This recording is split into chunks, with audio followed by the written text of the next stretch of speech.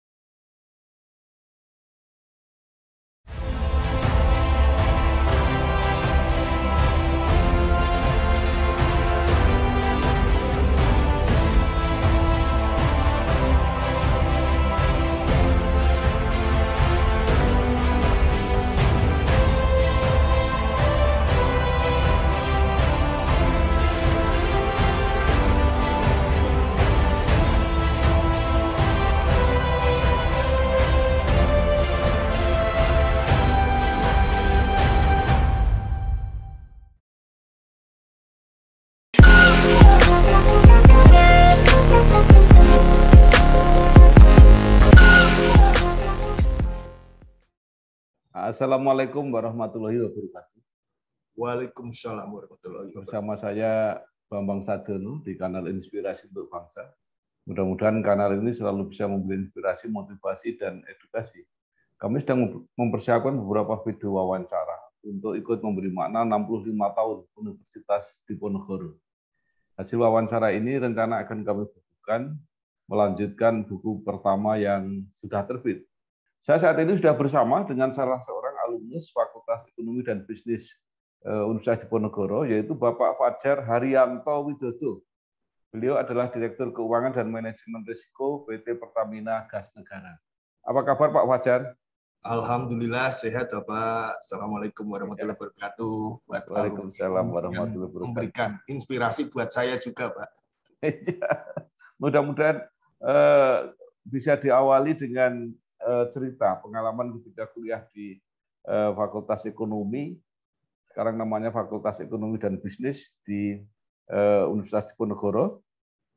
Pak Fajar kalau nggak salah adalah ekonomi manajemen, kemudian aktif di Pertamina, sampai pernah menjadi Direktur Keuangan Pertamina EP, sampai saat ini menjadi Direktur Keuangan dan Manajemen Risiko PT Pertamina Gas Negara. Silakan Pak Fajar. Siap, terima kasih Pak Bambang. Kalau terus terang, kalau diceritakan dulu masa lalu, saya tidak pernah membayangkan akan bisa masuk ke BUMN yang menurut saya paling besar dan menjadi penopang APBN. Selama ini saya membayangkan dulu kuliah di SMA adalah IPA, pengennya masuk ke teknik, ternyata masuknya ke ekonomi, Pak. Dan alhamdulillah ya berpikir bahwa waktu itu bayangannya kalau mau keluar kota, saya harus kos, orang tua pensiunan. Saya berpikir ya udah, saya mencari Undip, alhamdulillah saya ingat si penmaruhnya lolos, ya sudah kami masuk dan pengalaman saya kuliah di Fakultas Ekonomi di Erlangga, Pak.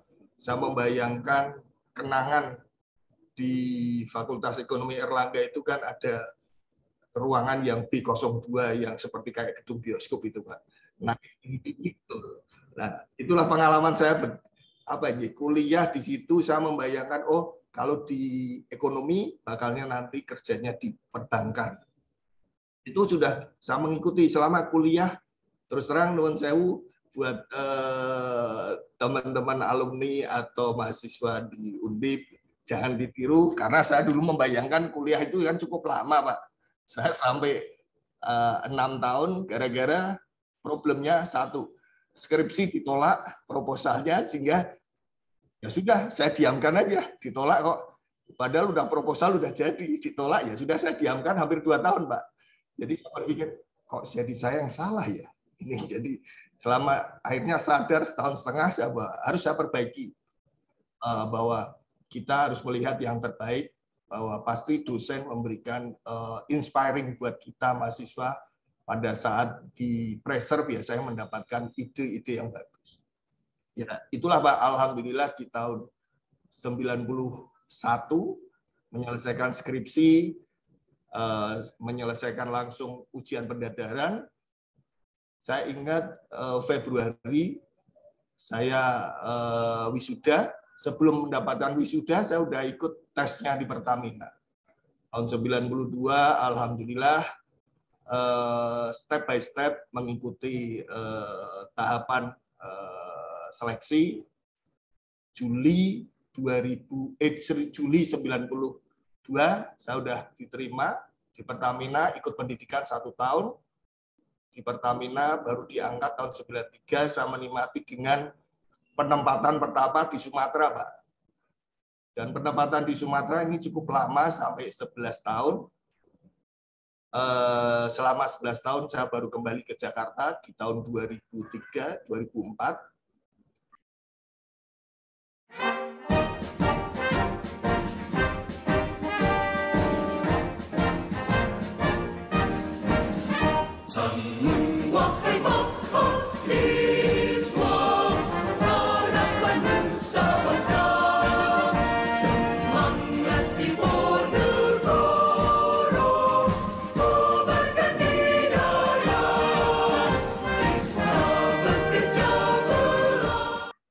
Itulah mulai saya meniti karir, ya kembali lagi para senior yang menggembleng, saya tidak melihat sisi negatif.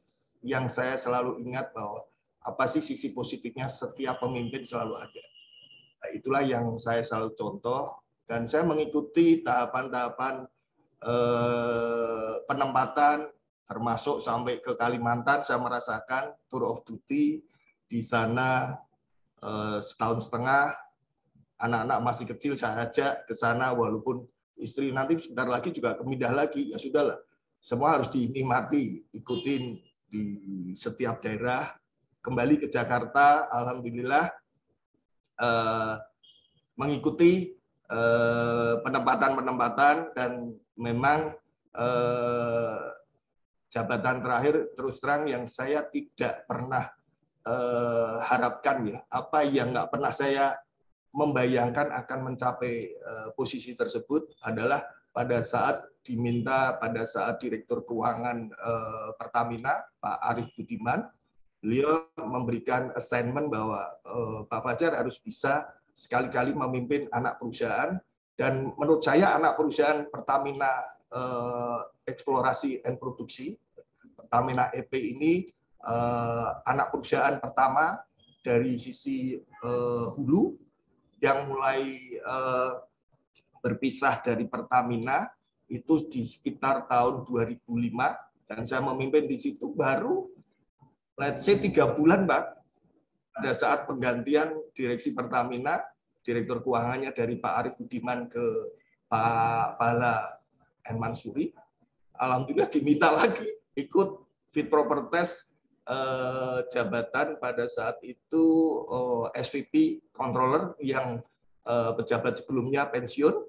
Saya bilang, Pak, saya ini sebenarnya di Pertamina EP juga belum efektif 1 tahun, Pak.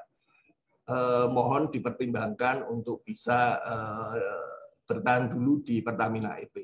Tapi Pak Pahala melihat bahwa kesempatan ini jangan ditinggalkan, sehingga saya hanya efektif di Pertamina EP itu 5,5 bulan.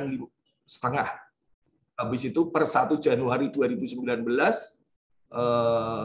mengawal Pertamina konsolidasi, karena di SVP Controller itu lebih cenderung kepada terkait dengan manajemen report, terus tax, dan penyusunan laporan keuangan. Dan itulah pengalaman pertama saya mengurusin Pertamina yang cukup besar. Saya berharap pada saat itu saya usia di 51 tahun, Pak. Dan saya bilang, wah ini udah jabatan karir tertinggi dari seorang pekerja di Pertamina, bahwa SVP Controller adalah jabatan tertinggi di keuangan. Ya sudah, ini saya mengalir bahwa ini amanah buat saya sampai pensiun. Ternyata tadi Pak, saya mengestimate sampai 56 itu tahun depan, baru 2,5 tahun diminta kembali lagi oleh Kementerian BUMN, karena pada dasarnya PT PGN adalah walaupun anak dari Pertamina, ada satu saham atau satu lembar saham kepemilikan Diwarna dari pemerintah Republik Indonesia. Saya pribadi diminta untuk penugasan sebagai Direktur Keuangan dan Manajemen Risiko. Inilah gambaran cerita saya. Yang kritikal satu, Pak, mungkin. Semua ternyata doa orang tua, Pak. Itu yang membuat saya menjadi kuat lah dengan kondisi ini. Jadi Pak Fajar ini kan karirnya menarik ya. Jadi lurus saja di Pertamina. Nah biasanya kalau sudah di level-level direksi itu kan bisa datang dari mana-mana. Gimana komen Pak Fajar? Ya, karena tadi Pak, mungkin gini Pak Bambang, sebagai gambaran, saya tidak tipe yang mengikuti aliran ke sana, ikut aliran ke sini, tidak Pak. Saya mencari, awal saya waktu pendidikan, dalam satu angkatan, ya di antara 10 besar aja. Tidak bisa sampai di 3 besar, tidak, tapi di 10 besar. Pada saat di 10 besar inilah saya mencari atau mengeksplor, Pak. Apa sih sebenarnya di dalam pekerjaan di keuangan yang buat saya menarik, tapi ini, Pak. Saya karakternya mengeksplor, kalau orang yang tidak suka, saya coba pelajari. Ada apa di situ? Termasuk pada saat dulu kan Pertamina selalu perhitungannya subsidinya adalah, kalau Pak Bambang di DPR kan mesti memahami Pak dulu aja Pak.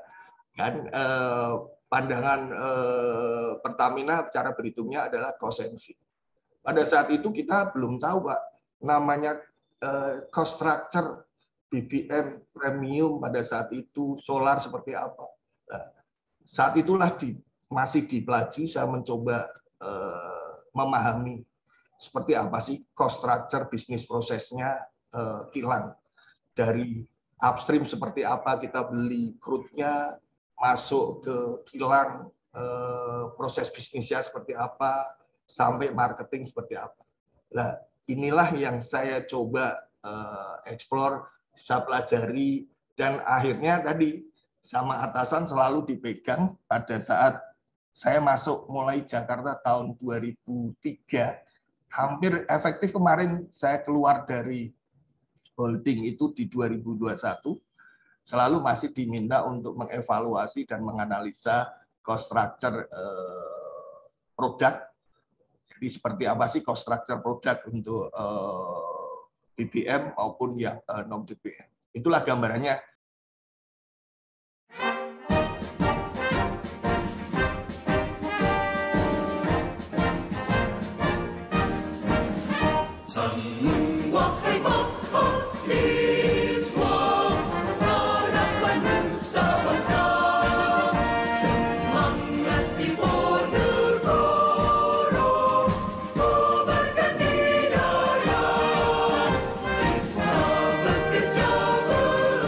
Tadi Pak Fajar mengatakan bahwa Pertamina adalah penyumbang terbesar untuk APBN. Nah, sekarang pertanyaannya, bagaimana share dari PT Gas sendiri terhadap keseluruhan tadi sumbangan tadi? Jadi kalau saya bisa menggambarkan, Pak, di tahun 2021 nih, Pak, karena titik kritikalnya sebenarnya subholding gas ini, PGN adalah sebagai subholding gas dari holding Pertamina, Pak. Jadi holding Pertamina ada subholding yang lain, yaitu subholding upstream, subholding RNP itu adalah kilat, subholding CNT itu marketing, ada subholding IML adalah untuk transportasi laut. Satu lagi subholding PNRE, jadi Power and New Renewable Energy. Satu lagi yang di PGN adalah subholding gas. Dari 6 subholding ini, Pak, PGN adalah salah satu subholding yang sudah menjadi perusahaan TBK.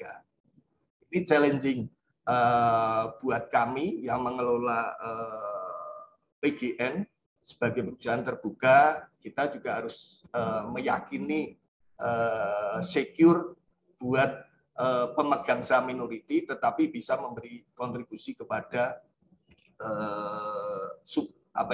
Pertamina secara keseluruhan. Sebagai gambaran, kalau tahun 2021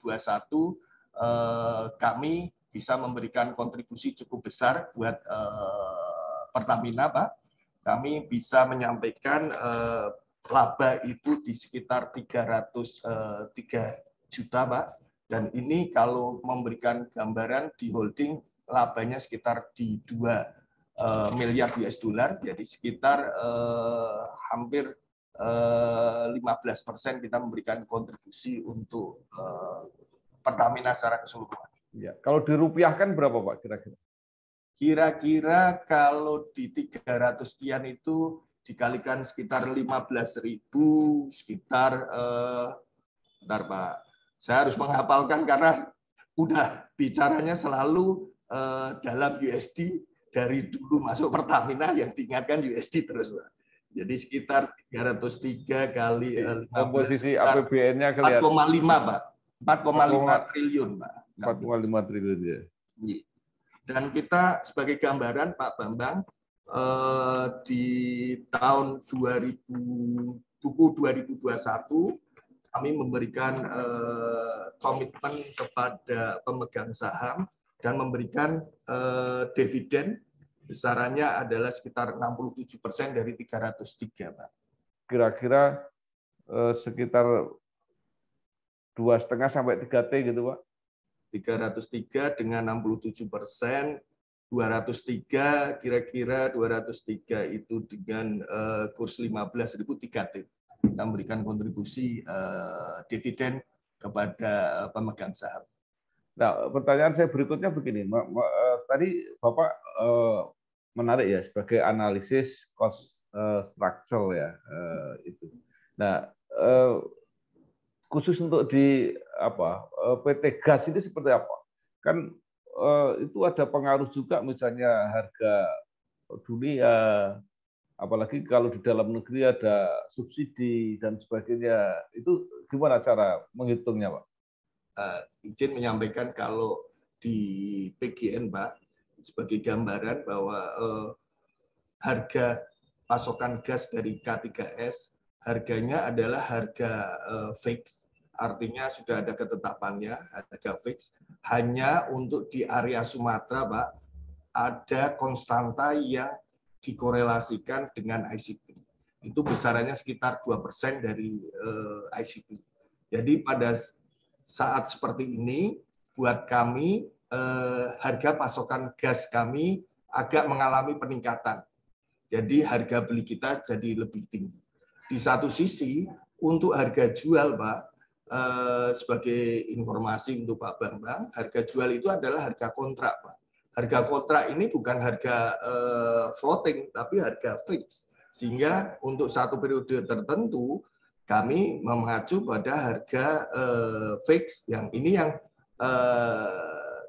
harus menjadi concern kami bagaimana bisa mengefisienkan cost sehingga tidak memberikan pressure kepada bottom line atau NPAT PGN. Ya, jadi strateginya di efisiensi, Pak ya? Betul, Pak. Efisiensi baik di O&M maupun bagaimana kita bisa mendapatkan pasokan gas yang lebih kompetitif harganya sehingga mendapatkan bauran harga gas di ujung menjadi lebih favorable buat konsumen. Efisiensi dan ekstensifikasi pasar, kira-kira seperti itu. Betul. Kalau ekstensifikasi pasar, depending, Mbak. Let's say, kondisionalnya karena kita menjualkan adalah gas bumi yang berasal bukan yang LNG ya Pak. Karena kondisinya dengan gas bumi ini challenging buat kami dengan trending beberapa WK produksinya mengalami penurunan. Kami harus mencari sourcing gas baru lagi sehingga kita bisa mendapatkan alokasi dari Kementerian ESDM untuk bisa menjual kepada pelanggan-pelanggan kita.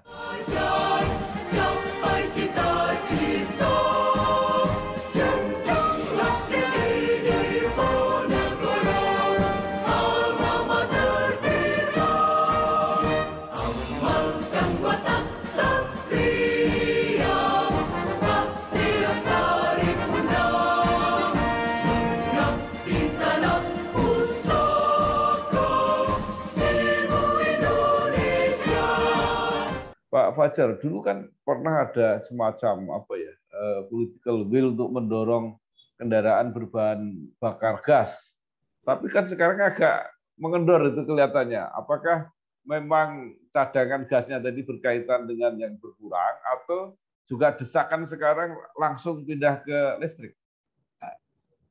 Izin menyampaikan Pak Bambang, sebenarnya kondisional ya Pak. Karena kita lagi sekarang mengaktifkan kembali terkait dengan SPBG. Karena SPBG sendiri kan sebenarnya inilah jembatan atau bridging untuk ke pelanggan-pelanggan kita yang menggunakan BBG atau CNG, Pak. Ini yang kita dorong dengan dapat in-bank dari Kementerian ESDM ke Pertamina. Sementara ini kami kelola beberapa SPBG yang kita berusaha produktif, termasuk yang di Semarang, Mbak.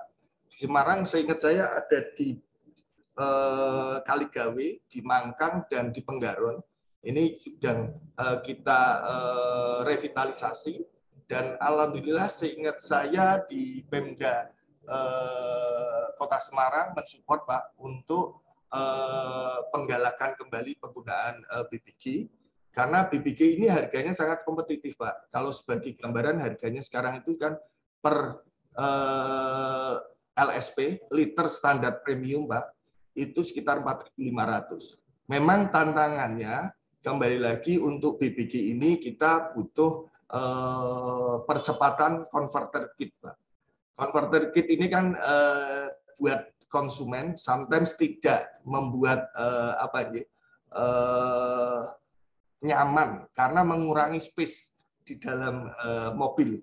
Inilah challenging, Mbak. Kami sekarang lagi mendorong di angkutan-angkutan umum atau bis, truk yang kita dorong. PT Gas ini kan mempunyai anak perusahaan juga yang cukup banyak, Pak, ya, baik yang langsung berhubungan dengan bisnis utama maupun yang tidak kelihatannya. Nah, itu dari segi strategi keuangannya seperti apa, Pak? Kadang-kadang kan banyak anak perusahaan itu bukan banyak keuntungan, tapi banyak masalah gitu. Ya, alhamdulillah Pak Bambang, semenjak PGN masuk ke Pertamina, beberapa hal kami kendalikan bersama, secara konsolidasi ditarik ke induk, Pak. Tetap independensinya ada, tapi di anak juga kita kendalikan. Let's say hal yang simpel, Pak. Untuk investasi di threshold tertentu harus meminta atau persetujuan kepada PGN. Inilah karena spending cost yang paling besar adalah pasti di investasi, Pak. Karena investasi return-nya cukup panjang, 20-30 tahun. Ini yang kita dorong pada saat setiap investasi kita harus prudent pada saat memberikan persetujuan. Hal ini yang kita atau Pak Bambang pahami, yang mungkin udah di media massa ketahui semua, Pak. Kita punya entitas anak yang cukup signifikan secara size bottom line-nya adalah di Pertagas dan Saka, Pak. Di Pertagas ini kita punya bisnis yang cukup besar yang mungkin di tahun ini cukup memulai generating revenue, dan ini akan terasa di tahun depan fully karena udah bergerak 100%, adalah pipa minyak Rokan, Pak. Ini yang kita mensupport Pertamina Hulu Rokan. Satu lagi adalah pipa Gresik Semarang, Pak. Gresik Semarang adalah pipa gas. Ini yang mensupport, kalau Pak Bambang ingat mungkin zaman adanya Jambaran Piung Biru. Nah, ini Jambaran Piung Biru sudah gas on stream-nya di bulan-bulan ini, sehingga kita bisa mendapatkan valuasi revenue dari jasa transportasinya. Satu lagi, kami di tahun depan juga akan ada lagi proyek-proyek yang cukup besar, yaitu Senipah Balikpapan untuk membantu subholding RNP, ini yang memberikan kontribusi suplai gas, sehingga secara nasional Pertamina bisa mengoptimalkan gas yang diproduksi di Indonesia untuk kemaslahatan NKRI. Demikian, Mbak.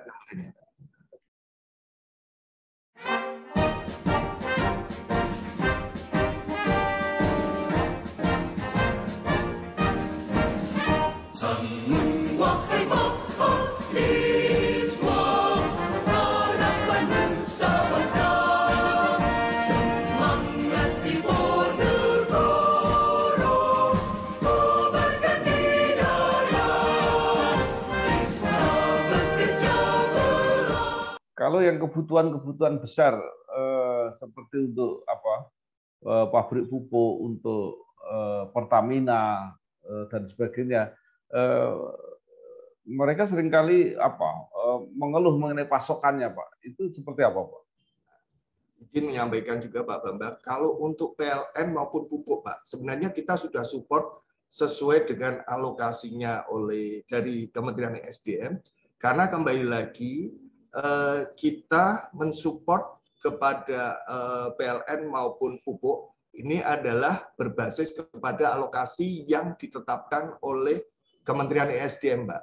Karena optimalisasi dari gas ini, bagaimana kita bisa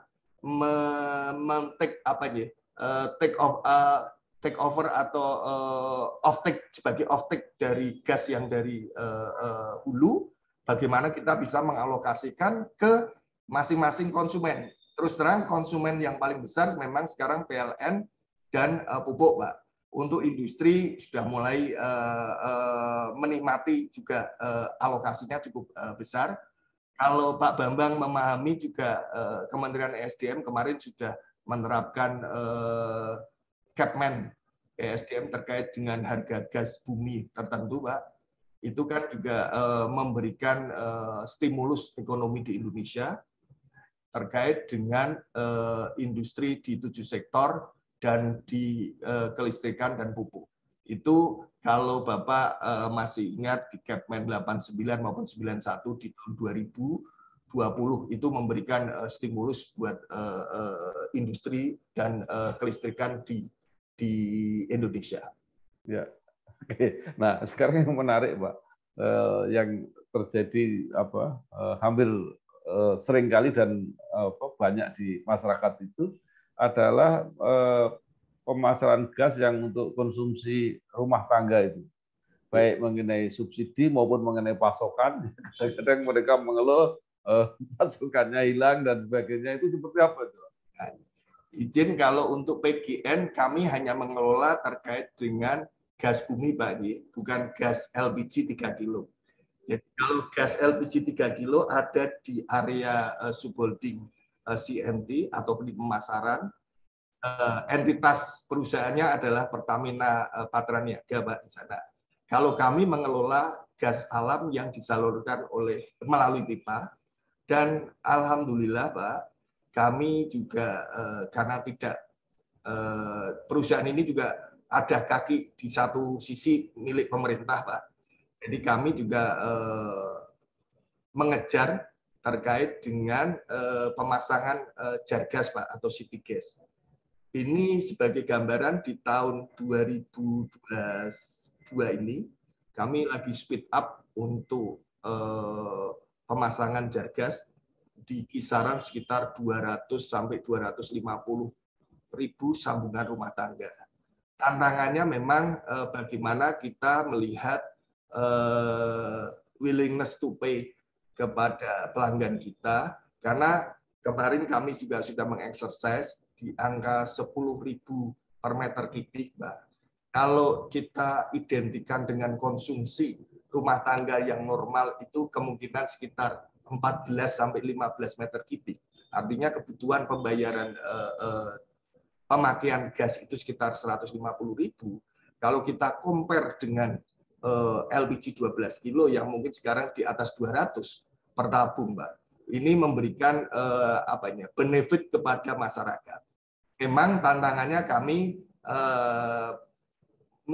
mengejar proyek ini karena beberapa hal, Pak. Secara konstruksi kita mampu. Memang kita lagi approach kepada semua stakeholder kita untuk mendapatkan dukungan pada saat proses perizinan, Pak. Karena ini kan perizinannya banyak, bisa kita perizinan kepada kalau melewati sungai juga ke pengairan, masuk ke tata kota. Ini cukup challenging buat kami, tapi alhamdulillah beberapa Pemda sangat mensupport, Pak, untuk terkait perizinan ini.